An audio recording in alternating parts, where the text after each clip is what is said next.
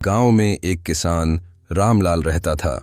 वह बहुत परिश्रमी था, लेकिन उसकी जमीन इतनी उपजाऊ नहीं थी कि अच्छी फसल दे सके।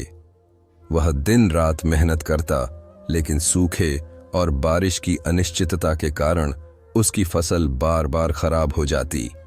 फिर भी उसने कभी हिम्मत नहीं हारी और हर बार नए जोश के साथ खेत में काम करता रहा। मुश्किलों का दौर। एक साल रामलाल ने बहुत मेहनत से गेहूं की फसल उगाई। बीज बोने के बाद वह हर दिन खेत में जाकर पौधों की देखभाल करता, लेकिन कुछ ही दिनों में भयंकर सूखा पड़ गया। उसकी फसल मुरझाने लगी। आसपास के किसान निराश हो गए और अपनी फसल को छोड़ दिया।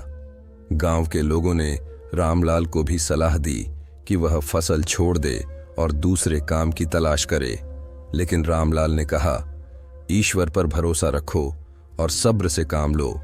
हो सकता है कि बारिश देर से आए, लेकिन आएगी जरूर। सब्र की परीक्षा। रामलाल हर दिन अपने खेत में जाता, सूखी फसल को देखकर भी उम्मीद नहीं खोता।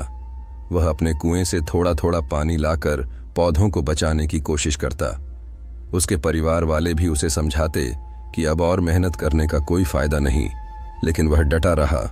कई हफ्तों बाद अचानक मौसम बदला और मूसलाधार बारिश हुई। जो पौधे सूखने वाले थे वे फिर से हरे हो गए।